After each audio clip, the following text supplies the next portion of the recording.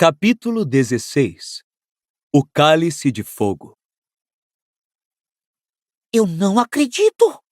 Exclamou Rony em tom de espanto, quando os alunos de Hogwarts se enfileiraram pelos degraus atrás da delegação de Durmstrang. Krum, Harry! Victor Krum! Pelo amor de Deus, Rony, ele é apenas um jogador de quadribol. Disse Hermione. Apenas um jogador de quadribol? Exclamou Rony, olhando para a amiga como se não pudesse acreditar no que ouvia. Hermione, ele é um dos melhores apanhadores do mundo! Eu não fazia ideia de que ele ainda estava na escola. Quando eles atravessaram o saguão com os demais alunos de Hogwarts a caminho do salão principal, Harry viu Lino Jordan pulando nas pontas dos pés para conseguir ver melhor a nuca de Krum. Várias garotas do 6º ano apalpavam freneticamente os bolsos enquanto andavam. Ai, não acredito, não trouxe uma única pena comigo. Você acha que ele assinaria o meu chapéu com batom? Francamente, Exclamou Hermione com um ar de superioridade ao passarem pelas garotas, agora disputando o batom. vou pedir um autógrafo a ele se puder. Disse Rony. Você tem uma pena, Harry? Não, deixei todas lá em cima na mochila, respondeu Harry. Os garotos se dirigiram à mesa da Grifinória e se sentaram. Rony tomou o cuidado de se sentar de frente para a porta, porque Krum e seus colegas de Durmstrang ainda estavam parados ali, aparentemente sem saber onde se sentar. Os alunos de Beauxbaton tinham escolhido lugares à mesa da Corvinal. Corriam os olhos pelo salão principal com uma expressão triste no rosto. 3 deles ainda seguravam as echarpes e chales que cobriam a cabeça. Não está fazendo tanto frio assim. Comentou Hermione, que os observava irritada. Por que não trouxeram as capas? Aqui! Venham se sentar aqui! Sibilou Rony. Aqui! Hermione, chega pra lá, abre um espaço. Quê? Tarde demais. Disse Rony com amargura. Victor Krum e os colegas de Durmstrang tinham se acomodado à mesa da Sonserina. Harry viu que Malfoy, Crabbe e Goyle pareciam muito cheios de si com isso. Enquanto o garoto observava, Malfoy se curvou para falar com Krum. Vai fundo, puxa o saco dele, Malfoy. Disse Rony com desdém. Mas aposto como Krum está percebendo o jogo dele. Aposto como tem gente adulando ele o tempo todo. Onde é que você acha que eles vão dormir? Poderíamos oferecer um lugar no nosso dormitório, Harry. Eu não me importaria de ceder a minha cama e poderia dormir em uma cama de armar. Hermione deu uma risadinha desdenhosa. Eles parecem bem mais felizes que o pessoal da Beauxbaton, disse Harry. Os alunos de Durmstrang estavam despindo os pesados casacos de peles e olhando para o teto escuro e estrelado com expressões de interesse. Uns 2 seguravam os pratos e taças de ouro e examinavam-nos aparentemente impressionados. Na mesa dos funcionários, Filch, o zelador, acrescentava cadeiras. Estava usando a velha casaca mofada em homenagem à ocasião. Harry ficou surpreso de ver que ele acrescentara 2 cadeiras de cada lado de Dumbledore. Mas só tem mais 2 pessoas, disse Harry. Por que Filch está colocando mais 4 cadeiras? Quem mais vem? Hã? Respondeu Rony vagamente. Ainda olhava com avidez para Krum. Depois que todos os estudantes tinham entrado no salão e sentado às mesas das casas, vieram os professores, que se dirigiram à mesa principal e se sentaram. Os últimos da fila foram o professor Dumbledore, o professor Karkaroff e Madame Maxime. Quando a diretora apareceu, os alunos de Beauxbaton se levantaram imediatamente. Alguns alunos de Hogwarts riram. A delegação de Beauxbaton não pareceu se constranger nem um pouco e não tornou a se sentar até que Madame Maxime estivesse acomodada do lado esquerdo de Dumbledore. Este, porém, continuou em pé e o salão principal ficou silencioso. Boa noite, senhoras e senhores, fantasmas e, muito especialmente, hóspedes, disse Dumbledore sorrindo para os alunos estrangeiros. Tenho o prazer de dar as boas-vindas a todos. Espero e confio que sua estada aqui seja confortável e prazerosa.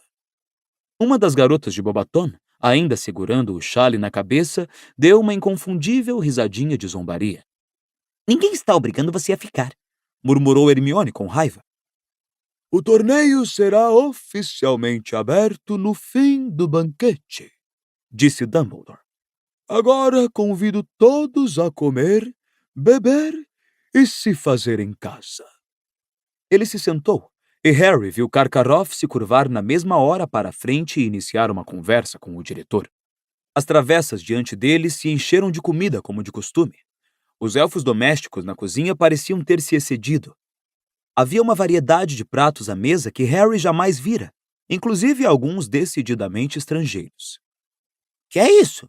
Disse Rony, apontando uma grande travessa com uma espécie de ensopado de frutos do mar ao lado de um grande pudim de carne e rins. Bouillabaisse. Disse Hermione. Para você também. Respondeu Rony. É francesa. Explicou a garota. Comi nas férias, no penúltimo verão, é muito gostosa.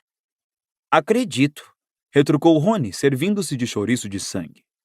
De alguma forma, o salão principal parecia muito mais cheio do que de costume, ainda que só houvesse umas 20 pessoas a mais ali. Talvez porque os uniformes de cores diferentes se destacassem tão claramente contra o preto das vestes de Hogwarts. Agora que tinham despido as peles, os alunos de Durmstrang deixavam ver que usavam vestes de um intenso vermelho sangue. 20 minutos depois do início do banquete, Hagrid entrou discretamente pela porta atrás da mesa dos funcionários. Deslizou para sua cadeira na ponta da mesa e acenou para Harry, Rony e Hermione com a mão coberta de ataduras. Os explosivins estão passando bem, Hagrid? Perguntou Harry. Otimamente, respondeu ele animado. É, aposto que estão, disse Rony em voz baixa. Parece que finalmente encontraram a comida que gostam, não? Os dedos de Hagrid. Naquele instante, ouviram uma voz. Com licença, vocês vão querer a bouillabaisse? Era a garota de Beauxbaton que rira durante a fala de Dumbledore. Finalmente retirara o chale. Uma longa cascata de cabelos louro-prateados caía quase até sua cintura. Tinha grandes olhos azul profundos e dentes muito brancos e iguais. Rony ficou púrpura. Olhou para a garota, abriu a boca para responder, mas não saiu nada a não ser um fraco gargarejo. Pode levar, respondeu Harry, empurrando a terrina para a garota. Vocês já se serviram? Já, disse Rony sem fôlego. Estava excelente. A garota apanhou a terrina e levou-a cuidadosamente até a mesa da Corvinal. Rony continuou com os olhos grudados nela, como se nunca tivesse visto uma garota na vida. Harry começou a rir. O som das risadas pareceu sacudir Rony daquele transe. É uma vila! Exclamou com a voz rouca para Harry. Claro que não, retrucou Hermione mordazmente. Não vejo mais ninguém olhando para ela de boca aberta como um idiota. Mas não era bem verdade. Quando a garota atravessou o salão, muitas cabeças de garotos se viraram, e alguns pareciam ter ficado temporariamente sem fala, exatamente como Rony. Estou dizendo, não é uma garota normal, disse Rony, curvando-se para um lado para poder continuar a vê-la sem ninguém na frente. Não fazem garotas assim em Hogwarts. Fazem garotas legais em Hogwarts, respondeu Harry sem pensar. Cho Chang, por acaso, estava sentada a poucos lugares da garota de cabelos prateados. Quando vocês dois repuserem os olhos dentro das órbitas, disse Hermione com energia, poderão ver quem acaba de chegar. Ela apontou para a mesa dos funcionários. As 2 cadeiras que estavam vazias acabavam de ser ocupadas. Ludo Bagman sentou-se agora do outro lado do professor Karkaroff, enquanto o Sr. Crouch, chefe de Percy, ficou ao lado de Madame Maxime. O que é que eles estão fazendo aqui? Indagou Harry, surpreso. Eles organizaram um torneio tribruxo, não foi? Disse Hermione. Imagino que quisessem vir assistir à abertura. Quando o segundo prato chegou, os garotos repararam que havia diversos pudins desconhecidos também. Rony examinou um tipo esquisito de manjar branco mais atentamente. Depois descolou-o com cuidado alguns centímetros para a direita, de modo a deixá-lo bem visível para os convidados à mesa da Corvinal. Mas a garota, que lembrava uma vila, parecia ter comido o suficiente e não veio até a mesa apanhá-lo. Depois que os pratos de ouro foram limpos, Dumbledore se levantou mais uma vez. Neste momento, uma agradável tensão pareceu invadir o salão. Harry sentiu um tremor de excitação só de imaginar o que viria a seguir. A algumas cadeiras de distância, Fred e George se curvaram para a frente, observando Dumbledore com grande concentração. Chegou o momento, disse Dumbledore, sorrindo para o mar de rostos erguidos. O torneio tribruxo vai começar. Eu gostaria de dizer algumas palavras de explicação antes de mandar trazer o escrínio. O quê? Murmurou Harry. Rony deu de ombros. Apenas para esclarecer as regras que vigorarão este ano. Mas, primeiramente, gostaria de apresentar àqueles que ainda não os conhecem o Sr. Bartholomew Crouch, chefe do Departamento de Cooperação Internacional em Magia. Houve vagos e educados aplausos. E o Sr. Ludo Bagman, chefe do Departamento de Jogos e Esportes Mágicos. Houve uma rodada mais ruidosa de aplausos para Bagman do que para Crouch, talvez por sua fama de batedor ou simplesmente porque ele parecia muito mais simpático. Ele agradeceu com um aceno jovial. Bartholomew Crouch não sorriu nem acenou quando seu nome foi anunciado. Ao lembrar-se dele vestido com um terno bem cortado na Copa Mundial de Quadribol, Harry achou que parecia estranho naquelas vestes de bruxo. Seu bigode à escovinha e a risca exata nos cabelos pareciam muito esquisitos ao lado dos longos cabelos e barbas de Dumbledore. Nos últimos meses, o Sr. Bagman e o Sr. Crouch trabalharam incansavelmente na organização do torneio Tribruxo, continuou Dumbledore. E se juntarão a mim, ao professor Karkaroff e a Madame Maxime na banca que julgará os esforços dos campeões. A menção da palavra campeões, a atenção dos estudantes que ouviam pareceu se aguçar. Talvez Dumbledore tivesse notado essa repentina imobilidade, porque ele sorriu e disse: "O escrínio, então, por favor, Sr. Filch." Filch, que andara rondando despercebido um extremo do salão, se aproximou então de Dumbledore, trazendo uma arca de madeira incrustada de pedras preciosas. Tinha uma aparência extremamente antiga. Um murmúrio de interesse se elevou das mesas dos alunos. Dennis Creevy chegou a subir na cadeira para ver direito, mas por ser tão miúdo, sua cabeça mal ultrapassou a dos outros. As instruções para as tarefas que os campeões deverão enfrentar este ano já foram examinadas pelos Srs. Crouch e Bagman, disse Dumbledore, enquanto Filch depositava a arca cuidadosamente na mesa à frente do diretor. E eles tomaram as providências necessárias para cada desafio. Haverá 3 tarefas espaçadas durante o ano letivo, que servirão para testar os campeões de diferentes maneiras. Sua perícia em magia, sua coragem, seus poderes de dedução e, naturalmente, sua capacidade de enfrentar o perigo. A esta última palavra, o salão mergulhou num silêncio tão absoluto que ninguém parecia estar respirando.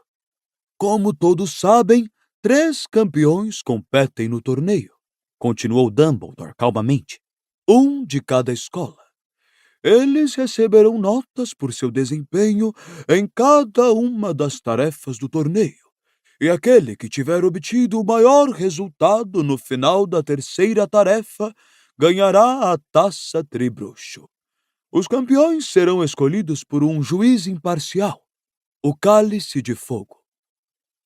Dumbledore puxou então sua varinha e deu 3 pancadas leves na tampa do escrínio. A tampa se abriu lentamente com um rangido. O bruxo enfiou a mão nele e tirou um grande cálice de madeira toscamente talhado. Teria sido considerado totalmente comum se não estivesse cheio até a borda com chamas branco-azuladas que davam a impressão de dançar. Dumbledore fechou o escrínio e pousou cuidadosamente o cálice sobre a tampa, onde seria visível a todos no salão. Quem quiser se candidatar a campeão deve escrever seu nome e escola claramente em um pedaço de pergaminho e depositá-lo no cálice, disse Dumbledore. Os candidatos terão 24 horas para apresentar seus nomes. Amanhã à noite, festa das bruxas, o cálice devolverá o nome dos 3 que ele julgou mais dignos de representar suas escolas. O cálice será colocado no saguão de entrada hoje à noite, onde estará perfeitamente acessível a todos que queiram competir. Para garantir que nenhum aluno menor de idade ceda à tentação, continuou Dumbledore, Traçarei uma linha etária em volta do cálice de fogo depois que ele for colocado no saguão. Ninguém com menos de 17 anos conseguirá atravessar a linha. E, finalmente, gostaria de incutir nos que querem competir que ninguém deve se inscrever neste torneio levianamente. Uma vez escolhido pelo cálice de fogo, o campeão ficará obrigado a prosseguir até o final do torneio. Colocar o nome no cálice é um ato contratual mágico. Não pode haver mudança de ideia uma vez que a pessoa se torne campeã. Portanto, procurem se certificar de que estão preparados de corpo e alma para competir antes de depositar seu nome no cálice. Agora acho que já está na hora de irmos nos deitar. Boa noite a todos. Uma linha etária! Exclamou Fred Weasley, os olhos brilhando enquanto atravessavam o salão rumo às portas que se abriam para o saguão de entrada. Bom, isso deve ser contornável com uma poção para envelhecer, não? E depois que o nome estiver no cálice, a gente vai ficar rindo. Ele não vai saber dizer se você tem ou não 17 anos. Mas eu acho que ninguém abaixo de 17 anos terá a menor chance, Disse Hermione. Ainda não aprendemos o suficiente. Fale por você, disse Jorge rispidamente. Você vai tentar entrar, não vai, Harry? Harry pensou brevemente na insistência de Dumbledore de que nenhum menor de 17 anos submetesse o nome. Mas então a maravilhosa visão de si mesmo ganhando a taça Tribruxo invadiu mais uma vez sua mente. Ele pensou no quanto Dumbledore ficaria zangado se algum menor de 17 anos descobrisse uma maneira de atravessar a linha etária. Onde está ele? Perguntou Rony, que não estava ouvindo uma só palavra dessa conversa, e examinava a aglomeração de alunos para ver que fim levara Krum. Dumbledore não disse onde o pessoal de Durmstrang vai dormir, disse? Mas sua pergunta foi respondida quase instantaneamente. Os garotos estavam passando pela mesa da Sonserina naquele momento, e Karkaroff se apressava em chegar aos seus alunos. Voltamos ao navio, então. Foi ele dizendo. Victor, como é que você está se sentindo? Comeu o suficiente? Devo mandar buscar um pouco de quentão na cozinha.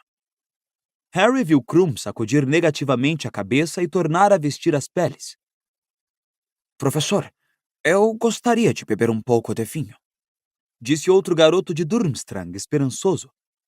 Eu não ofereci a você, Poliakoff, retorquiu Karkaroff, seu caloroso ar paternal desaparecendo instantaneamente.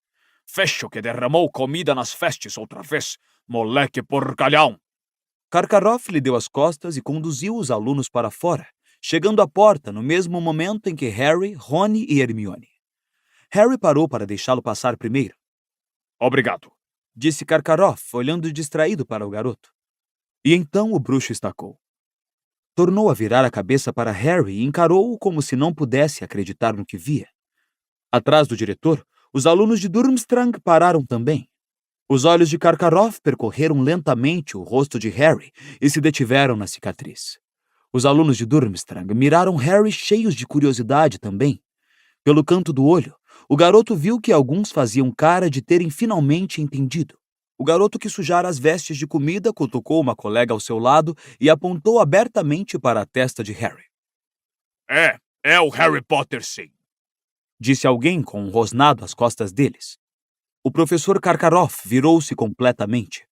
Olho tonto Moody se achava parado ali, apoiado pesadamente na bengala, o olho mágico encarando sem piscar o diretor de Durmstrang.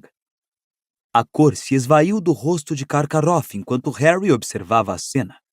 Uma expressão terrível em que se misturavam a fúria e o medo perpassou o rosto do homem. Você! Exclamou ele, encarando Moody como se duvidasse de que realmente o via. Eu! Disse Moody sério. A não ser que tenha alguma coisa a dizer a Potter, Karkaroff, você talvez queira continuar andando. Está bloqueando a porta. Era verdade. Metade dos estudantes no salão aguardava atrás deles, espiando por cima dos ombros uns dos outros para ver o que estava causando o engarrafamento. Sem dizer mais uma palavra, o professor Karkaroff arrebanhou seus alunos e saiu. Moody observou-o desaparecer de vista, seu olho mágico fixando as costas do bruxo, uma expressão de intenso desagrado em seu rosto mutilado. Como o dia seguinte era sábado, normalmente a maioria dos estudantes teria tomado o café da manhã mais tarde. Harry, Ron e Hermione, porém, não foram os únicos a se levantarem muito mais cedo do que costumavam nos fins de semana. Quando desceram para o saguão, viram umas 20 pessoas andando por ali, alguns comendo torrada, todos examinando o cálice de fogo. A peça fora colocada no centro do saguão sobre o banquinho que era usado para o chapéu seletor. Uma fina linha dourada fora traçada no chão, formando um círculo de uns 3 metros de raio. Alguém já depositou o nome? Perguntou Rony, ansioso, a uma aluna do 3º ano. Todo o pessoal da Durmstrang. Respondeu ela. Mas ainda não vi ninguém de Hogwarts. Aposto como tem gente que depositou ontem à noite, depois que fomos todos dormir, disse Harry. Eu teria feito isso se fosse eles. Não ia querer ninguém me olhando. E se o cálice cuspisse o meu nome de volta na hora? Alguém riu às costas de Harry. Ao se virar, ele viu Fred, George e Lino Jordan correndo escada abaixo, os 3 parecendo excitadíssimos. Resolvido! Disse Fred num cochicho vitorioso a Harry, Ron e Hermione. Acabamos de tomá-la. Quê? Exclamou Rony. A poção para envelhecer, cabeça de bagre, disse Fred. 1 gota cada um, acrescentou George, esfregando as mãos de alegria. Só precisamos envelhecer alguns meses. Vamos dividir os 1000 galeões entre os 3 se um de nós vencer, disse Lino com um largo sorriso. Não tenho muita certeza de que isso vai dar certo, disse Hermione em tom de aviso. Tenho certeza de que Dumbledore terá pensado nessa possibilidade. Fred, George e Lino não lhe deram atenção. Pronto? Perguntou Fred aos outros 2, tremendo de excitação. Vamos então, eu vou primeiro. Harry observou fascinado quando Fred tirou do bolso um pedaço de pergaminho com as palavras Fred Weasley, Hogwarts. O garoto foi direto à linha e parou ali, balançando-se nas pontas dos pés como um mergulhador se preparando para um salto de 15 metros. Depois, acompanhado pelo olhar de todos que estavam no saguão, ele respirou fundo e atravessou a linha. Por uma fração de segundo, Harry achou que a coisa dera certo. George certamente pensara o mesmo, porque soltou um berro de triunfo e correu atrás de Fred. Mas no momento seguinte, ouviram um chiado forte e os gêmeos foram arremessados para fora do círculo dourado, como bolas de golfe. Eles aterrissaram dolorosamente a 10 metros de distância, no frio chão de pedra, e para piorar a situação, ouviram um forte estalo e brotaram nos 2 longas barbas brancas e idênticas. O saguão de entrada ecoou de risadas. Até Fred e George riram depois de se levantarem e darem uma boa olhada nas barbas um do outro. Eu avisei a vocês, disse uma voz grave e risonha, ao que todos se viraram e deram com o professor Dumbledore saindo do salão principal. Ele examinou Fred e George com os olhos cintilando. Sugiro que os 2 procurem Madame Pomfrey. Ela já está cuidando da senhorita Fawcett da Corvinal e do Sr. Summers da Lufa-Lufa, que também resolveram envelhecer um pouquinho. Embora eu deva dizer que as barbas deles não são tão bonitas quanto as suas. Fred e George seguiram para a ala hospitalar acompanhados por Lino, que rolava de rir, e Harry, Ron e Hermione, também às gargalhadas, foram tomar o café da manhã. A decoração no salão principal estava mudada essa manhã. Como era o dia das bruxas, uma nuvem de morcegos vivos esvoaçava pelo teto encantado, enquanto centenas de abóboras esculpidas riam-se em cada canto. Harry, à frente dos 3, foi até Dino e Simas, que discutiam quais alunos de Hogwarts com 17 anos ou mais estariam se inscrevendo. Corre um boato que Warrington se levantou cedo e depositou o nome no cálice, disse Dino a Harry. Aquele grandalhão da Sonserina que parece uma preguiça. Harry, que jogara quadribol contra Warrington, sacudiu a cabeça desgostoso. Não podemos ter um campeão da Sonserina. E todo o pessoal da Lufa-Lufa está falando em Diggory, disse Simas com desprezo. Eu não teria imaginado que ele fosse querer arriscar aquele belo físico. Escutem, disse Hermione de repente. As pessoas estavam aplaudindo no saguão de entrada. Todos se viraram nas cadeiras e viram Angelina Johnson entrando no salão, sorrindo meio encabulada. Uma garota alta, que jogava como artilheira no time de quadribol da Grifinória, Angelina se aproximou dos colegas, sentou-se e disse: Bom, está feito. Depositei o meu nome. Você está brincando. Disse Rony, parecendo impressionado. Então você já fez 17?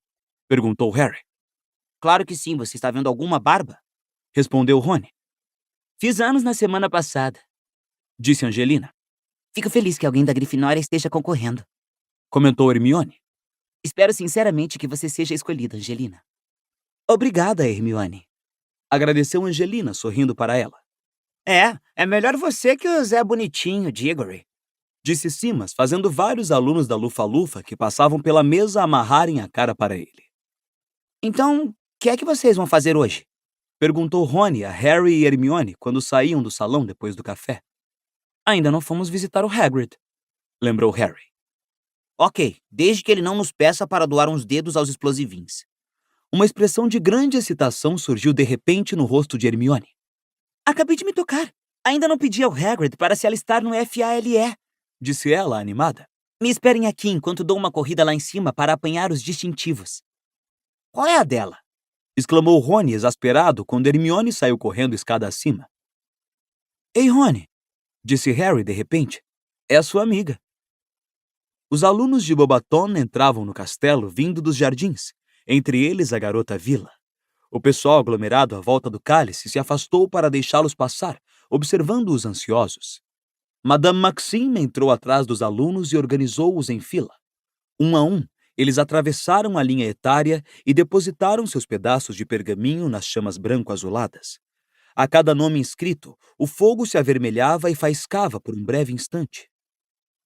O que é que você acha que acontece com os que não são escolhidos? Murmurou Rony para Harry quando a garota Vila deixou cair seu pedaço de pergaminho no cálice de fogo. Você acha que voltam para a escola ou ficam por aqui para assistir ao torneio? Não sei, disse Harry. Ficam por aqui, suponho. Madame Maxime vai ficar para julgar, não é?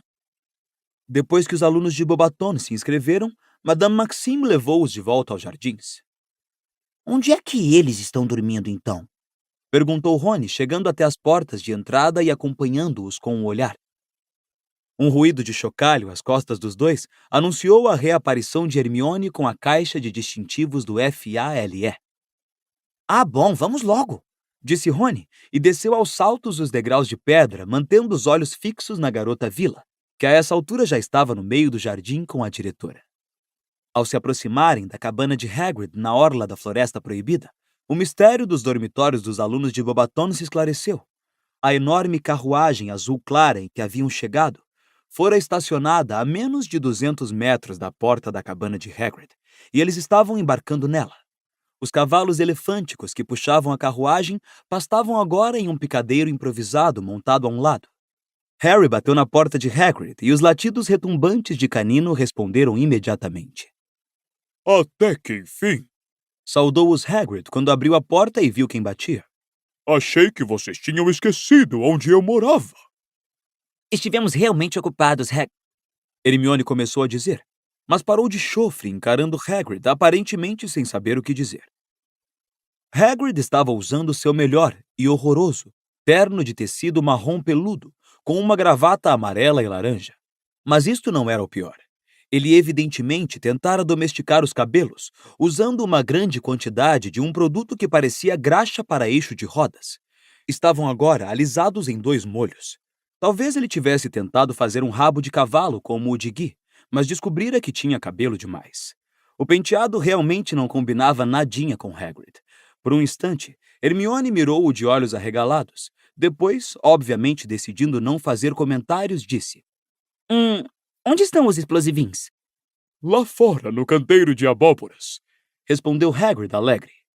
Estão ficando uns bichões, quase 1 metro de comprimento agora. O único problema é que começaram a se matar uns aos outros. Ah, não, sério? Exclamou Hermione, lançando um olhar de censura a Rony, que olhava sem disfarçar o penteado esquisito de Hagrid e acabara de abrir a boca para dizer alguma coisa. Disse Hagrid com tristeza. Mas tudo bem. Eles agora estão em caixas separadas. Ainda sobraram uns 20. Isso é que foi sorte, disse Rony, mas Hagrid não percebeu a ironia. A cabana de Hagrid tinha um único cômodo, e a um canto havia uma cama gigantesca coberta com uma colcha de retalhos. Uma mesa igualmente enorme com cadeiras ficava diante da lareira, sob uma quantidade de presuntos curados e aves mortas que pendiam do teto. Os garotos se sentaram à mesa enquanto Hagrid preparava o chá e logo se deixaram absorver por mais uma discussão sobre o torneio tribruxo. Hagrid parecia tão excitado com o assunto quanto eles. Aguardem, Disse ele sorrindo. aguardem só. Vocês vão ver uma coisa que nunca viram antes. A primeira tarefa, mas eu não posso contar. Vamos, Hagrid! Insistiram Harry, Rony e Hermione, mas ele apenas sacudiu a cabeça rindo. Não quero estragar a surpresa, mas vai ser espetacular, isso eu posso dizer. Os campeões vão ter tarefas escolhidas sob medida. Nunca pensei que ia viver para ver organizarem novamente um torneio tribruxo. Os garotos acabaram almoçando com Hagrid, embora não comessem muito. Ele disse que preparara um picadinho de carne, mas quando Hermione encontrou uma garra no dela, os três perderam um pouco o apetite.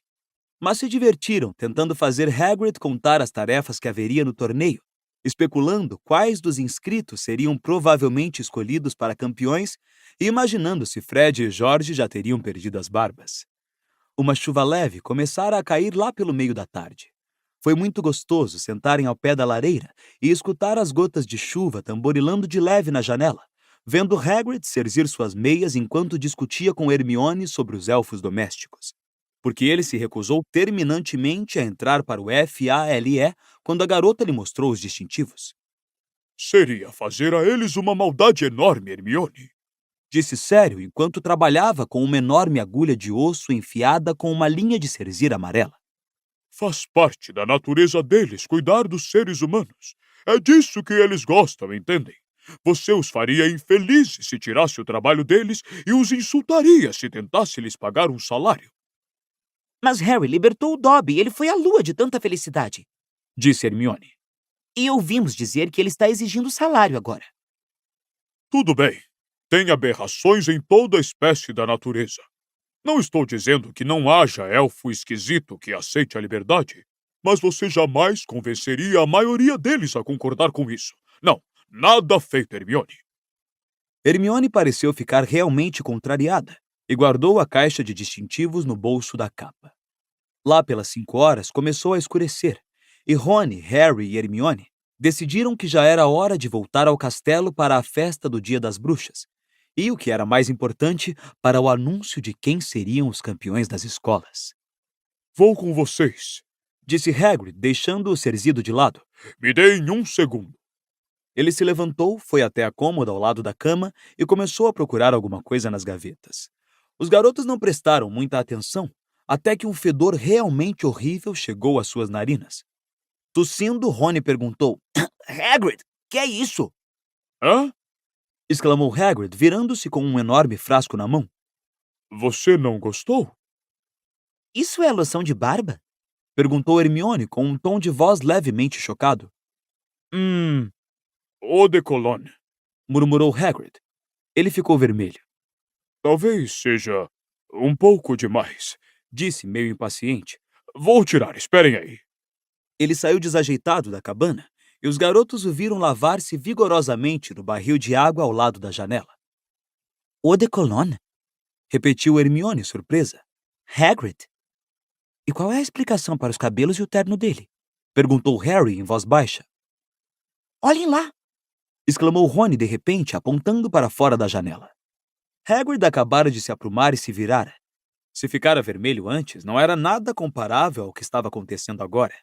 Levantando-se muito cautelosamente, para que Hagrid não os visse, Harry, Rony e Hermione espiaram pela janela e viram que Madame Maxime e os alunos de Beauxbaton tinham acabado de sair da carruagem, obviamente para ir à festa também.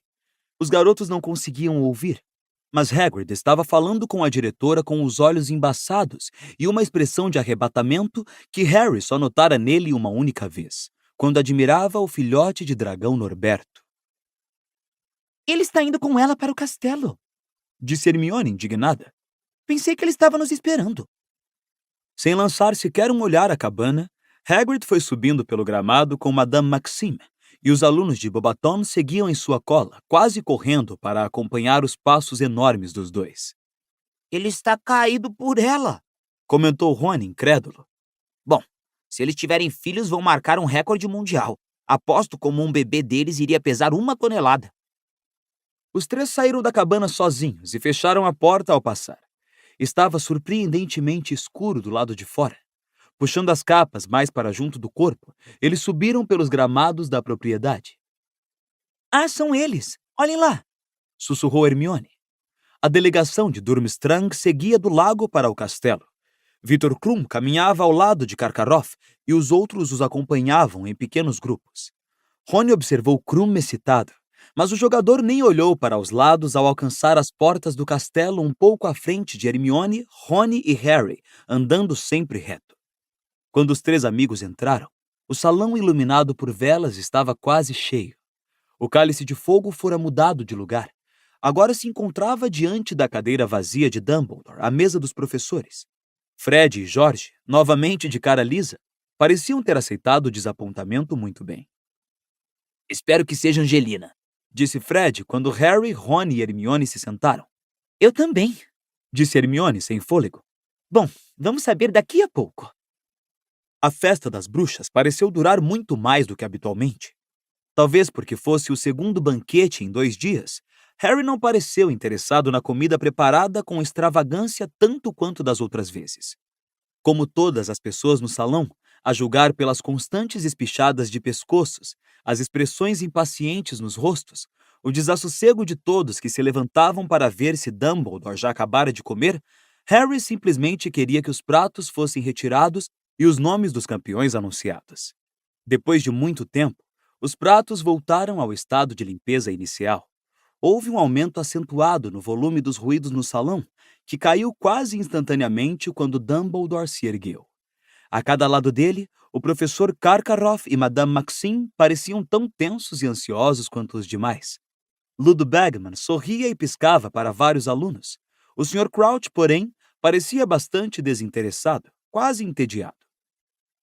Bom, o cálice de fogo está quase pronto para decidir, disse Dumbledore. Estimo que só precise de mais 1 minuto. Agora, quando os nomes dos campeões forem chamados, eu pediria que eles viessem até este lado do salão, passassem diante da mesa dos professores e entrassem na câmara ao lado. Ele indicou a porta atrás da mesa, onde receberão as primeiras instruções. Ele puxou então a varinha e fez um gesto amplo. Na mesma hora, todas as velas, exceto as que estavam dentro das abóboras recortadas, se apagaram, mergulhando o salão na penumbra. O cálice de fogo agora brilhava com mais intensidade do que qualquer outra coisa ali. A brancura azulada das chamas que faiscavam vivamente quase fazia os olhos doerem. Todos observavam à espera. Alguns consultavam os relógios a todo momento. A qualquer segundo agora! Sussurrou Lino Jordan a 2 lugares de distância de Harry. As chamas dentro do cálice de repente tornaram a se avermelhar. Começaram a soltar faíscas. No momento seguinte, uma língua de fogo se ergueu no ar e expeliu um pedaço de pergaminho chamuscado. O salão inteiro prendeu a respiração. Dumbledore apanhou o pergaminho e segurou-o à distância do braço, de modo a poder lê-lo à luz das chamas, que voltaram a ficar branco-azuladas. O campeão de Durmstrang, leu ele em alto e bom som, será Victor Krum. Grande surpresa! Berrou Rony ao mesmo tempo que uma tempestade de aplausos e vivas percorreu o salão. Harry viu Victor Krum se levantar da mesa da Sonserina e se encaminhar com as costas curvas para Dumbledore. Ele virou à direita, passou diante da mesa dos professores e desapareceu pela porta que levava à câmara vizinha. Bravo, Victor! Disse Karkaroff com a voz tão retumbante que todos puderam ouvi-lo apesar dos aplausos. Eu sabia que você era capaz! Os aplausos e comentários morreram. Agora todas as atenções tornaram a se concentrar no cálice de fogo, que segundos depois tornou a se avermelhar. Um segundo pedaço de pergaminho voou de dentro dele, lançado pelas chamas. O campeão de Bobaton é Fleur Delacour. É ela, Rony!